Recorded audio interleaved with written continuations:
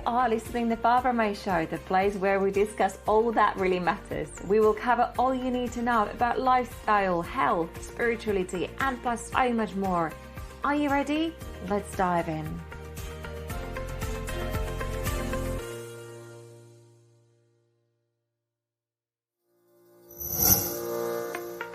You are listening to episode 41 with Jeroen the Wit. Hello and welcome to my podcast. I'm so happy to have you here today with me.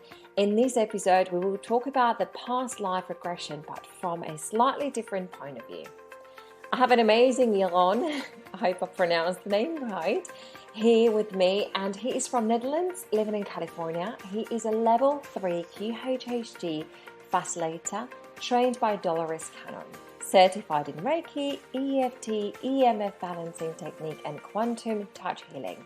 He also holds a bachelor degree in art therapy and master's degree in spiritual psychology. He studied Kriya Yoga, Nam Rasayan, I hope I pronounced that one correct as well, shamanism, bioenergetics, and other modalities. We talk about afterlives, past lives, where does our soul go when we die, and how many lessons do we have to go through, and so much more. And I'm so excited. I'm so excited to introduce you to him and to this episode. Let's dive in. Hello, Jeroen. Welcome to our podcast. My first question for you is, what are you grateful for? What am I grateful for is living here in Los Angeles and having so much nature so close by. I was just, as we were troubleshooting all the tech stuff, thinking about what I'm going to do after. And the mountains are always calling me. So I'm super grateful for the beautiful mountains and trees and nature that is all around here. I love that. All your posts on Instagrams, like literally everything what you do, it's just, you just have trees and the mountains behind you. There's like no city life, no restaurants, like no fancy drinks. It's all about the trees. Yes, it's all about the trees. It truly is. So before we dive into the topic, I would like you to tell the listeners, how did you become who you are? It can be a very long story and a very short story. Well, not very short. As a kid, I always looked for the unseen worlds. I kind of knew it was there, but I didn't see any proof of it. I actually would look in the hollows of trees for little chairs and tables where the gnomes and the fairies would live, I thought, but I never found anything. And then when my mom was a librarian, and she at some point brought home a book from the Monroe Institute about out-of-body experiences. And as an 8-year-old, I read it, and I just knew that that stuff was true to me. It just resonated with me. And then fast forward many, many years later, I had a very difficult period in my life. I call it spiritual awakening, but it's not like rainbows, unicorns, and lollipops. It was just a horrific experience that took me years to recover from. But I learned about healing because I had to access it for myself. And that was the biggest part of it. And as part of the healing path, I found this book by Dolore Canon and started leafing through it. Same thing as with the other book. I just knew that stuff was true. It was it was the second time, but the first time that I was, when I took her class, that I was in a classroom situation where I was actually interested and completely, locked on target, just absorbing everything that lady was talking about. Go ahead. No, I just wanted to say is there are so many people who do very different types of healings out there, aren't they? They're like Reiki and crystal healers, and you are specifically doing the QHHT, the past life regression. And I see people who are doing the past life regression as a very strong unit, So that's why, and I always wondered why, because I do all different healings, but I was always interested to do that, but I never became interested to become one of the practitioners and the healers. So that's why I have asked the question. I can get more specific. Because for me, I get to kind of report and explore all these different worlds. In the process, I found out that not only myself, but that we all are composed of experiences of these different worlds. But living on planet Earth in a human configuration, we often don't have access to it. So for me, it was really satisfying to bring in all the other dimensions because it talked to me about myself. And it was a journey of getting to know myself better through doing this work and helping other people understanding themselves better. I'm sure so many people ask you the question, what happens after death? Because you had been working with over 2,000 people and you have taken them through their past lives. So you have heard a lot of stories. Yes. So what happens after we die? There's slight variances for different soul developments, for whatever kind of life you've had and wherever your soul development is. And this is just my 2 cents of, the experiences that I've had with my clients. But life goes on for sure. Life goes on, and the actual dying seems to be really easy. People describe it as, I'm just leaving my body. It's like taking off a coat or something. And then I ask them, what does that feel like to no longer have a body? And then I'd say 99% of the people, they have this big sigh of relief and they say, oh, it feels so freeing. It feels liberating. I really love it. Some people seem to retain a bit of their shape and form that they had in the life, but somehow the better version of it, like a younger version.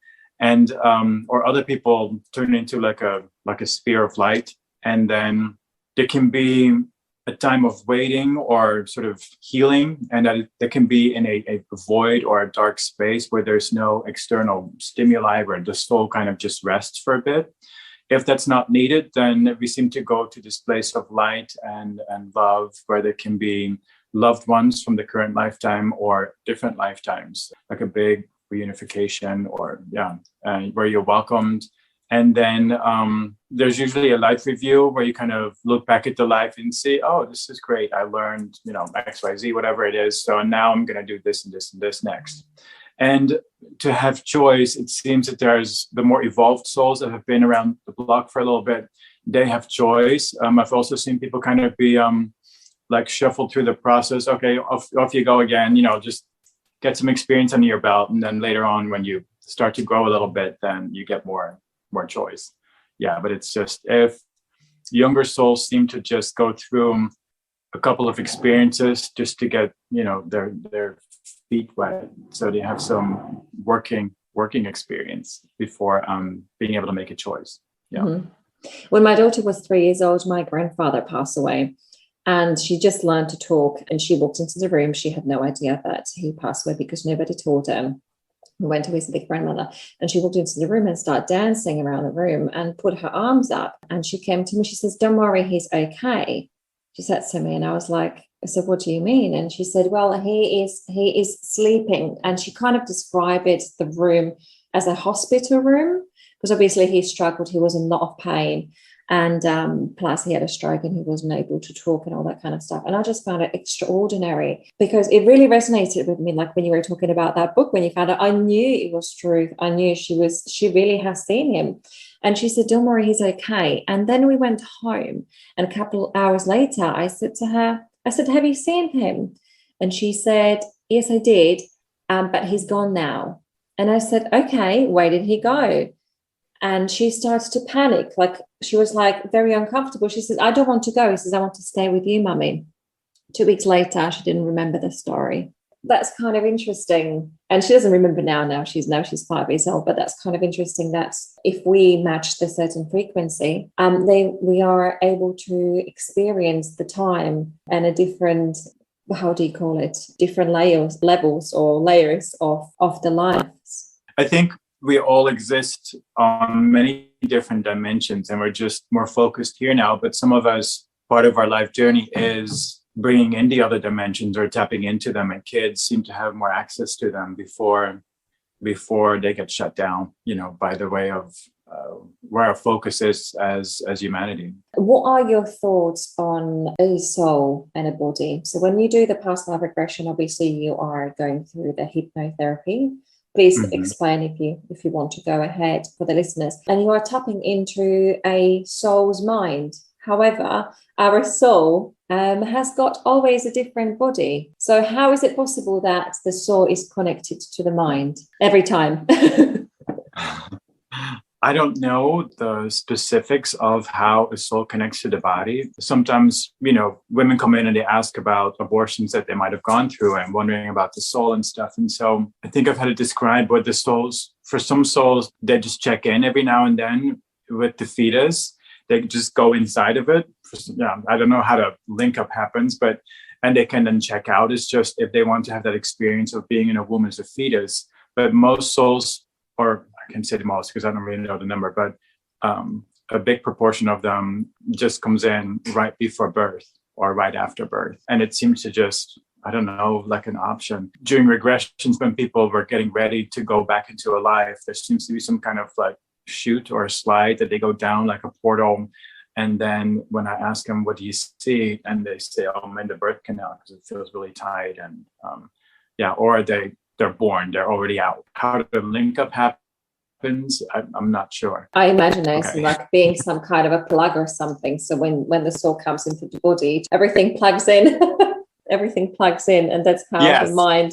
That's how the mind will understand it. But I was just wondering if you got the answer for it, because obviously you have done so many of the sessions. My other question is, I believe, and I'm sure that you do as well, we have chosen our bodies and we have chosen our experiences in order to go through a certain process and etc. I have recently been on a podcast and I have been asked, do you mean that if the soul chooses, like, are you trying to say that the child chooses to be raped, kidnapped, killed, and etc.? What is your answer to that? I mean, not a child. It's not the child choice as a child, for sure not. As we're in our human experience, of course, those things are really bad and horrible, and nobody would choose those. But from the perspective of the soul, as far as I know, there is no good or bad. It's all just experience to specific purposes. And, in one situation doesn't mean one specific purpose. It can be it can serve so many different purposes for the people involved, for the other people involved, or the soul itself. I mean, I've had horrible experiences happen as well in my life, and looking back at them, I would not be who I am today, and I would not be where I am today without those experiences. And I know that, just like anybody else, my existence on this planet has influenced other people as a result of certain experiences. It's just a whole different context to look at it, because people just ask you plainly, like, well, you say that they've chosen it, like they've chosen those horrible experiences and it's all their own doing. That's not the right context, I think, to look at it. It's really shifting perspectives and to think about it as a soul gathering different types of experiences for very, very different purposes. Some of these souls have come in to teach compassion to the perpetrators, or to teach compassion to people that might hear about the stories, or to bring understanding in people and helping other people that have gone through similar issues. So there can be all kinds of consequences to why people are going through certain experiences. So from the perspective of the soul, there are no victims, only volunteers. But that's a different perspective than the human mindset being focused in this body. If it's all their own choice, then we shouldn't have to, again, from a very human perspective, we're here to grow compassionate, I think, to bring about more unity and love. So, we're here to do the same with those experiences. I also believe that if somebody's in an abusive relationship, the reason why they're in an abusive relationship is because they need to learn to appreciate themselves. Do you know how many lessons we have to go through? Do you know the number? No, I don't think it works in the same way that humans, that we are focused here. We understand our environment through qualifying and quantifying things and thinking about things as kind of, through shape and form. I don't think the rules apply the same way that they do here. So I don't think there is like, you get doled out a certain type of amount of lesson when you are kind of splitting from the whole, like, here's your 100 lessons or your 1/5. I think my guess at it, or my way to approximate it, is to, it's kind of fluid, I think, for people. And I don't think that all souls go through the same learning trajectory. Some of them I've noticed, they just come in, they don't go through any lessons. They just come to Earth to help uplift. They were called and they volunteered. And so many of them don't accrue any karma because it's not what they've chosen to do, to go through that kind of learning. They're simply here to help and uplift. And, it's not like one soul is better than the other or more evolved. We're just all on different trajectories, wanting to learn different things for different purposes. And from my perspective, there is no set amount of lessons for everyone. Mm-hmm. And can you tell me why we are learning those lessons? What is at the end of it? Have you had any sessions with anybody who was kind of like, okay, this is my last lesson, or this was my last lesson?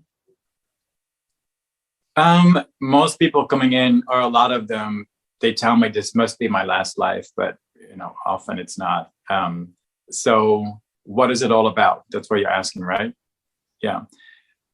I think that we are all here, God, and when I say the word God, I don't mean like the white bearded Christian asshole, but like universe, source, creation, universe, experiencing itself, just seeing what it's like to do life and certain challenges through you, through me. We're all God playing dress up, and with my being and with your being comes a different set of varieties and ways of expressing and experiencing life and doing life. So it's to gain experience on dimensional plane, where the learning is very specific.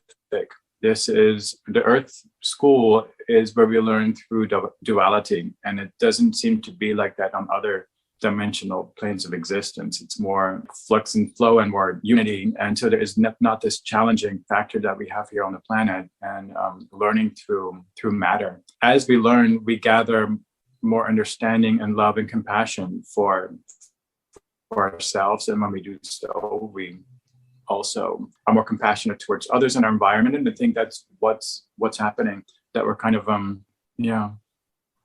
that we're on this journey of expansion. Could you tell the listeners how Dolores discovered the past life regression? My memory of it is that her husband was a hypnotist, and that she studied as well. And they both together were just trying to help people stop smoking and lose weight, just traditional hypnosis. And by accident, regress somebody into a different lifetime. And I think it's really remarkable that she kept going, because she was from the Midwest in the United States, the Bible Belt. If you've ever seen a picture of her, she looks like a little white church lady with a little perm. And but she was fascinated. So instead of thinking, oh my God, it's Satan, I got to close this book, I never touch it again, she explored it. Her curiosity was piqued, and she wanted to explore it. So she was able to modify the technique that she'd been taught to regress more people into different lifetimes. And it was completely by accident. And this happened back in this season. There was no Google, no YouTube, no books written about it. So, credit to Dolores. It will be interesting if that was a part of the awakening as well, because obviously it is something what many people wanted to explore for over centuries. Yeah, we have the past lives mentioned like everywhere, Akashic records and all that kind of stuff. So it's kind of interesting. And now it's a very popular method to treat certain illnesses and diseases. So can you touch up on that a little bit? Yeah. So during a session, we're always after the highest good for somebody. If somebody comes in with physical issues, for sure, that's going to be on a list of questions. And so what we're doing is we're going to a person's higher self. We call it subconscious mind, to see why that issue is part of their lives, what is being learned or experienced through it. And then sometimes, the lesson is learned or the message is heard. And then we ask, like, well, is it still necessary to have that physical issue be there? And then sometimes it says no, and then it can be removed. So, and then you'll see, you ask for healing, and then you'll see, the body kind of twitch, or, all kinds of things can happen. And people are released from the energetic spiritual causes of the physical issue. And oftentimes the physical issue just follows suit and gets cleared. Like, I hear this from people all the time. not just for my own clients, but my colleagues as well. But that's not to say that, this is a technique to be thought of as kind of a magical pill for any kind of physical ailment, because there can be so many different reasons why somebody struggles with certain issues. Like an example, for instance, I had a lady not too long ago, and she had endometriosis and fibroids for most of her adult life, and it was uncomfortable. And she came in when she was around 45 years old and was going into menopause. And her higher self said, well, she has created this herself because she did not want to have children in this lifetime. That was for certain that was not going to happen. So she created this, but now she's entering menopause. There's no more need for that to exist. And she kind of saw this blue laser light come in and kind of zap everything like away. Sometimes the causes can be more circumstantial or environmental. There was a man in my office. He had thyroid issues, and he was told by his higher self it was the hair product that he'd been using for 20 years. And coming out of the session, so there was no spiritual cause to it or anything else. It was just, he'd been using a hair product. Let's see. And then another lady that was there recently, she had sight issues, and it was really hard for her to see. She came in, and of course, I asked her higher self, like, can this be healed? And it said, well, we could heal it on the spot now, but we're not going to. I was like, okay, asshole, why? So yeah, I always ask, why are you not doing this? So this was not going to be her miracle, meaning to heal her sight on the spot would be such a big, thing that would attract so much attraction, or it would be so distracting for her in her life that they were not going to do it, because her miracle was going to be for her to embrace her authenticity and to create a life that was more meaningful and purposeful for herself. And so, but they did add, she will no longer have to struggle with this sight issue. It will not go away, but there will not be a struggle with it anymore.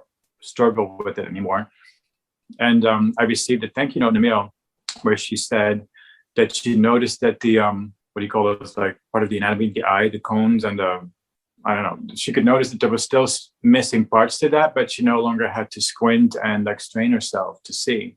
So, these are just a few examples of the wide variety of reasons why we go through certain issues.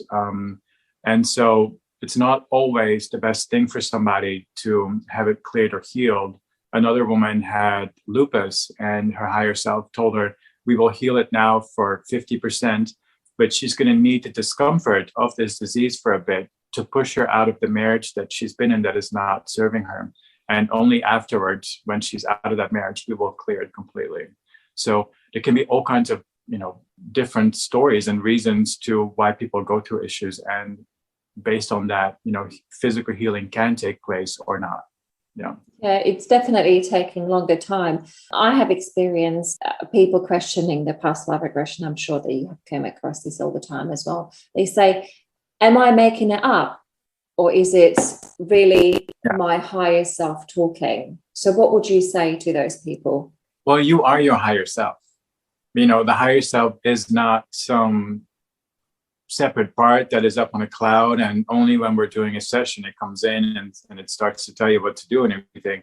You are it. You are your higher self. And I think vibrationally right now we are in a place where most of us seem to have knowledge of it or have access to it, or we know ourselves more as our higher self. So it just feels like little old me, being in this session, kind of pulling it out of my ass. And why I've learned to trust it is I've had people that I'm one of the more alert people. So I've had people in that state just kind of make up a story about things that they couldn't have known about. And then I was able to fact check them with recorded history, like very random stuff, like stuff about certain dress in the UK, to a certain part in the 1400s, what boys wore. A client recently sent me a picture back. It's like, oh my God, I didn't have to look very long. I found what I was wearing. Or a wedding ceremony in the Pacific somewhere, and somebody described it in detail. And this is why I always ask for trivial stuff. So people come up with these random details that can tie people into a certain place in a certain time. And it can give them more trust in that what they experienced was really true, when it's like they know these details, making it up, kind of pulling out of their asses. And then it seems to match recorded history. We always know, but there is the question. So we always know, but we always question those things, don't we? Yeah, that's fine. It's past life regression is really a prolonged period of being able to hear yourself. That's simply said. That's what it is. Can you talk a little bit about the book, The Boy That Knew Too Much? You worked with the mother, I believe. Is it a mother you worked with? Yeah.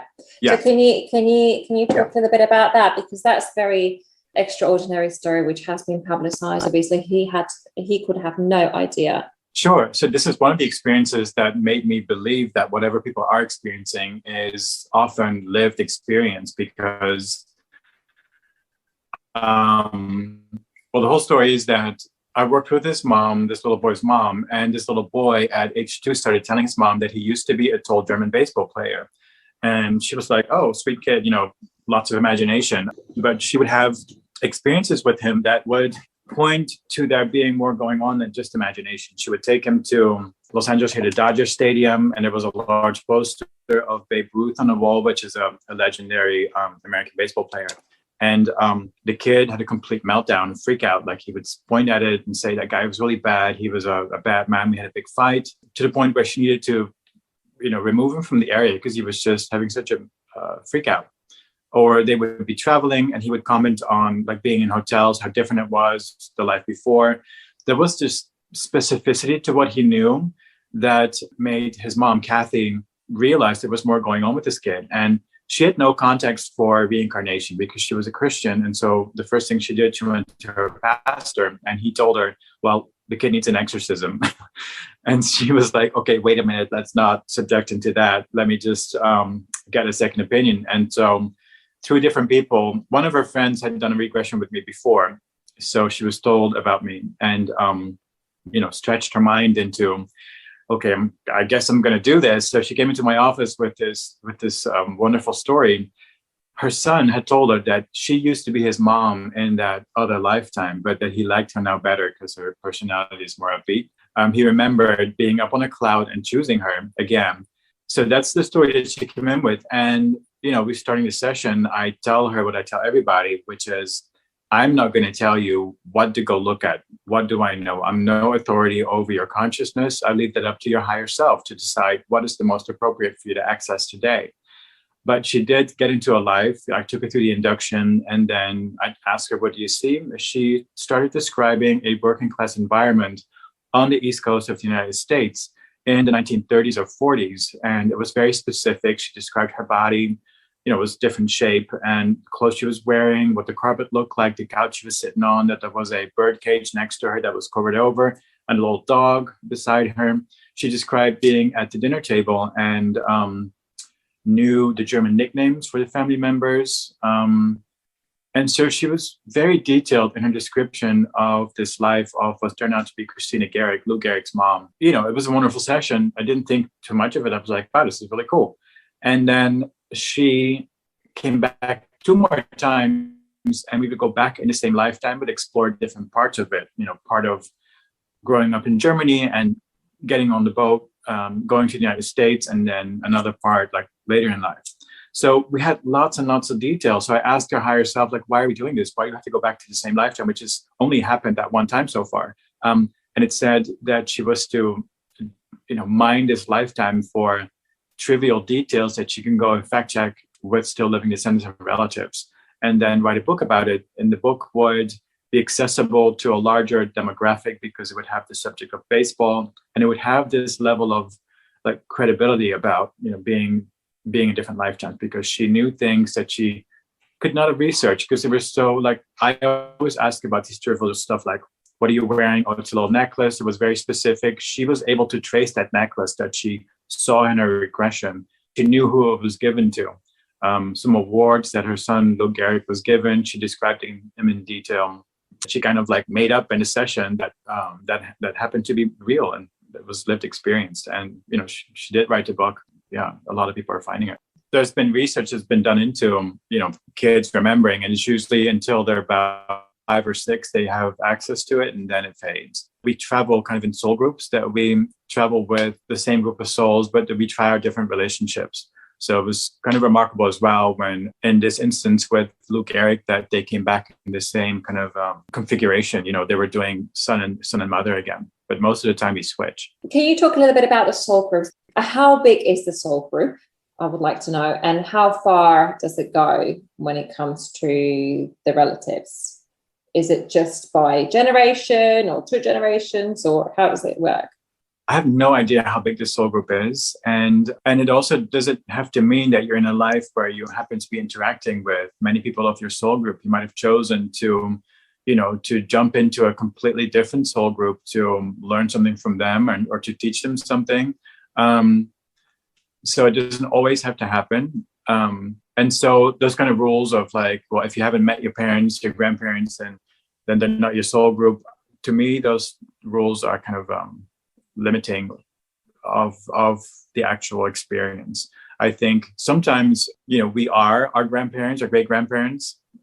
That's happened, where somebody realized that they were their great grandmother that they had been told about. I don't think there's like set rules for that. Like if you're, often we do travel with our soul group, but sometimes we decide I'm not going to do that. And also soul groups is not just pertaining to Earth. Your soul group is beings from other planets, different dimensions. Oftentimes many of them, they might just be like hanging around in the unseen realms, just kind of supporting you. And then another life, you might be hanging out with them, in a more physical experience. When you meet somebody and you go like, oh, I know this person, or that person's always been around. Obviously, you haven't met him before. So that's why I was just like kind of relating it to sort of that they are part of your tribe, even if it's a dog or cat, just like, yes, I know you. I resonate with you. I know who you are. Yeah, I actually just had like a really informative session just a couple of days back where this higher self was talking to me about soul group and soul cluster. And it talked to me about the soul cluster being sort of a person's soul. And then different parts of that soul go into different experiences. And so I guess what I've been told is a soulmate. It's a part of your soul that is alive in another different body, a different experience, whether you meet them or not. But her higher self talked about that as a soul cluster, and then a soul group. She described it as the people that you've chosen to incarnate with, that you have deeper relationship with. And that group is ever growing because you have so many different experiences. Would you say there is possible for a different souls using the same body throughout their life? Oh, yeah. Mm-hmm. Yeah, also something recent. It's what we have been termed a walk-in. And there's so many different varieties in how that happens. So sometimes there can be part of the existing soul, but more energy added to it that can happen.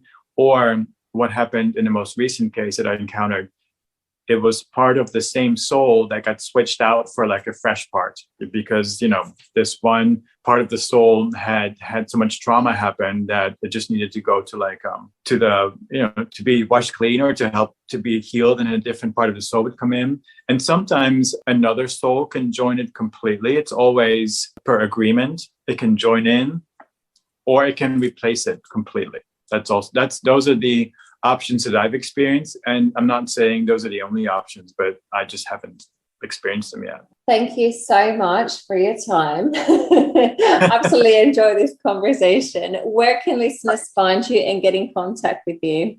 So I'm in Los Angeles and I do sessions in person. So if you're ever in Los Angeles, I'm in the San Fernando Valley part, but I post a lot of session stories online on my Instagram account and TikTok. And my name on Instagram is my first name, which is Jeroen, Jeroen, and then my affirmation is love. So Jeroen is love. Find me on TikTok, Instagram. And my website is my first name and then QHHT.com.